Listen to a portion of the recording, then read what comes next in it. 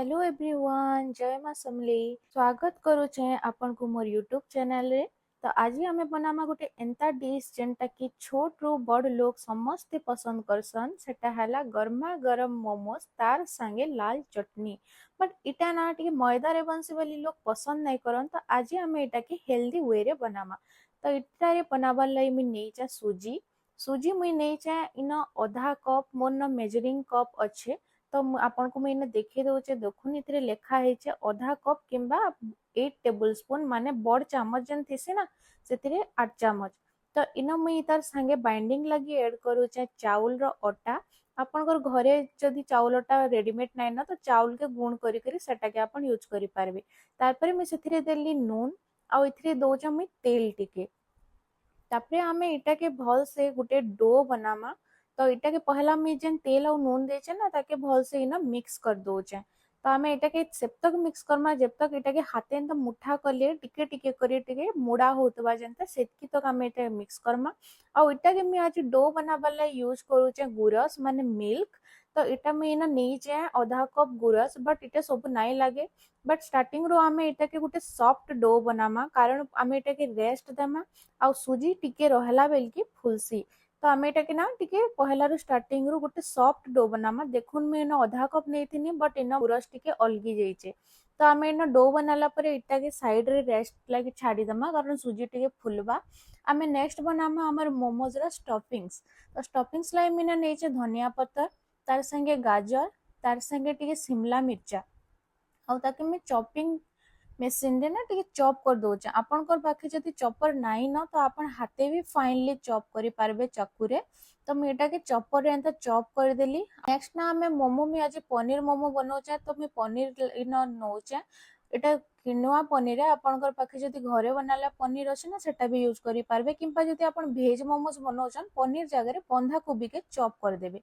तापरे मैं एथिरे ऐड करूचे नून टिके कला मिर्चा पाउडर माने गुटमरीच पाउडर। तापरे एथिरे ऐड करछ मी ओरिगेनो आउ चिली फ्लेक्स। इटा देले ना मोमोर टेस्ट बहुत बढ़िया लागसी। बहुत बढ़िया गोटे टेस्ट आसी। जदि आपनकर पाखे अच्छे ताहले देबे नाइ थिले आपन एटा स्किप भी करि पारबे। तो इटा के भी हमें रखी दमा एबे साइड रे। आउ एबे हमें जन डो टा तैयारी करथिला ना सेटा एबे 15 मिनिट हे गला न माने हमर सुजी ना टिके फुली गला ना। आउ देखुन आपन देखि पारथिबे स्टार्टिंग रे हमर डो टा जेतकी सॉफ्ट थिला ना एबे टिके कर हार्ड हे जायचे माने हमको जेंता दरकार मोमो लागी बिल्कुल सेंता एक्यूरेटली हेचे।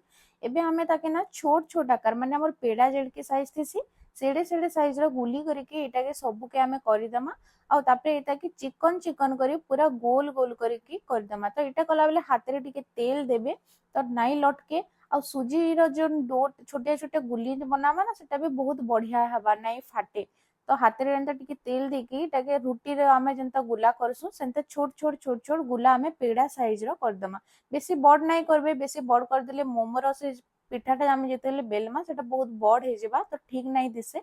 इडकी इडकी साइज का करबे जेडकी मैं वीडियो रे देखौजे। एबे आमे ताके फेर टिके रेस्ट रे दे देमा। आउ एबे आमे चालून बनामा मोमोर मेन तार साथी जेंटा की होचे लाल चटनी जार बिना की मोमो पूरा अधूरा। तो इथरा लगी मैं नहीं जाए 4टा काश्मीरी लाल मिर्च जेनटा की बेसी राग नाइ करे कलर भल देसी आउ टिके टिके कर राग भी करसी। आउ सेथिरे में टमाटो के पता पछाड़े एंता टिके टिके स्लिट करिके ताके सेथिरे दउचे। तो मैं इन 4टा टमाटो यूज करूचे छोटिया छोटिया साइज रो। तो आमे सेटा के एबे बसई दमा आउ ताके टिके सिझेई दमा। सिझेई देले काना हबा ना हमर टमाटो रो छालीटा बहुत बढ़िया से पील हे जिबा। तो एबे चलन आमे से चटनी रे देबार लगी किछटा आमे आउ अधिका टिके प्रिपरेशन करमा। तो इन मुई लेसुन आउ अदा के भी एंदा चॉप कर देली। आउ याडे देखुन हमर टमाटोटा भी भल से सिझी गला ना। ता आमे एटा के एबे गोटे ब्लेंडर रे सबके तार छालीटा के हिटे दमा। आउ से मिर्चा और टमाटो के ना बहुत बढ़िया से फाइनली गोटे ग्राइंड कर दमा। तो देखि पारथुबे केते टेम्पटिंग पूरा कलर आछे जेंता आमे खेसु बाहरे जेंता दिसुथिसी ना पूरा एग्जैक्ट हेंता। तो आमे एबे बसामा गोटे कढ़ई सेतिरे दमा टिके तेल आउ तेल गरम हे गला परे जेन चॉप करिथिबा लेसुन आउ अदा सेटा के आमे इथिरे देई दमा। आउ सेटा के टिके भाजी दमा। आउ एटा सेते बेल तक भाजमा जेते बेल तक हमर गार्लिक टा ना टिके कर पूरा ब्राउन हे जाइछे कारण ब्राउन हेले ना गार्लिक रे जेन स्मोकी फ्लेवर टे आसे चटनी रे ओहो कित्ते मस्त लागसी पूरा। तो आपन एटा के एंता करके ट्राई करबे सतरे बहुत बढ़िया लागसी। तो तापरे जेते बेले लेसुन टा टिके ब्राउन हो जाबा ना सेते बेले से ग्राइंड करथिबार टमाटो मिर्चा पेस्ट टा के सेथिरे देई दमा भलसे ताके टिके गुलेई दमा और सेतार परे ना इथिरे जस्ट अधा चामच बागिर विनेगार दे दमा आ निजर स्वाद अनुसार नून दे दमा ताके टिके मिक्स कर दमा आ बेसी फुटाबर दरकार नै न जस्ट गुटे रु 2 मिनिट ताके कढ़ई रे जस्ट टिके कर फुटेई देबे आउ ताके उल्हेई देबे आउ हमर लाल लाल मोमोर टेस्टी चटनी टा रेडी हेई जिबा। तो चलून एबे मोमोर मेन काम करमा जेनटा कि मोमो बनाबाटा। तो आमे जेन पेड़ा तैयारी करिथिला सुजी रो हमर डो रे सेटा के एंता छोट छोट करी पतला पतला करी बेलमा मोटा नाई करबे बिल्कुल मोटा कर देले मोमोर टेस्ट बिल्कुल भी नाई आसे जेहेतु आमे इथिरे सुजी आ बाइंडिंग लाई अटा करछु तो आपण सॉरी बाइंडिंग लाई मैं चाउल अटा करिछु तो आपण आराम से एटा के बेली पारबे पतला पतला करी बिल्कुल भी नाई फाटे। तो एतकी पतला पतला करमा तार भितरे हमर जन स्टफिंग टा हमें रेडी करथिला सेटा के एंता के देई दमा टिके आउ देखुन मैं आपन को देखै दोचे एंता पछाडू फोल्ड करी कि ना साइड रो एंता फोल्ड करी करी जिबे गोटे सुंदर मोमोर शेप हेई जिबा। तो जदि आपन को एंता भी आपन करि नै जानुचन ना जेन मोदक साइज रो थिसी आपन से मोदक टाइप रो भी करि पारबे बट पनीर मोमो ना एंता शेप हेले टिके बेसी भल लागसी देखबार लागि भी आउ खाबार लागि भी।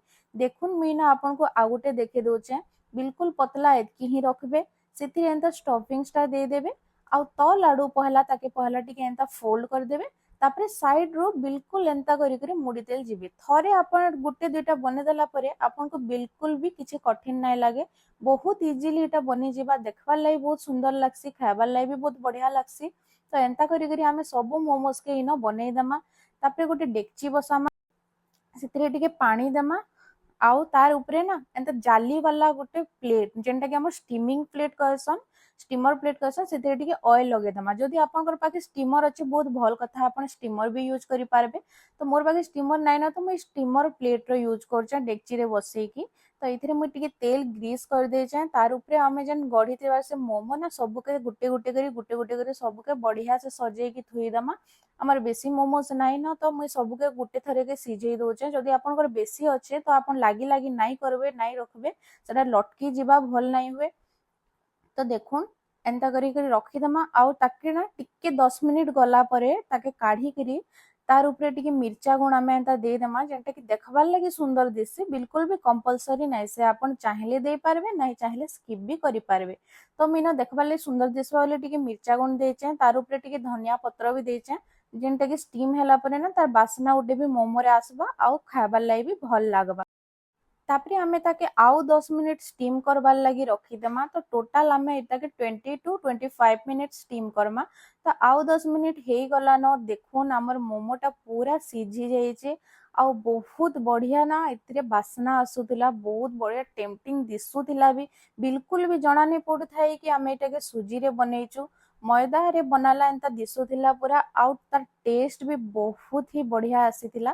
तो सेथिर लागि मैं आपनकर संगे ई रेसिपीटा शेयर कली आपन भी घरे थरे ट्राए करूँ सुजी आउ अटा हमर चाउल अटा रे तैयारी मोमोज जेनटा कि बिल्कुल हेल्दी भी आपण आपनकर छुआ मन को भी आराम से दे पारबे आपनकर फैमिली रे भी समस्त को बनै करी खुओन आउ केनता लागला आपण मते रेसिपीटा कमेंट रे श्योर कहबे। आउ जदि आके एंता एंता आहुरी बढ़िया रेसिपीज देखबार लागि चाहूचन ताहले मोर चैनल के सब्सक्राइब करवाटा नाही भूलबे। जय मां समलेई।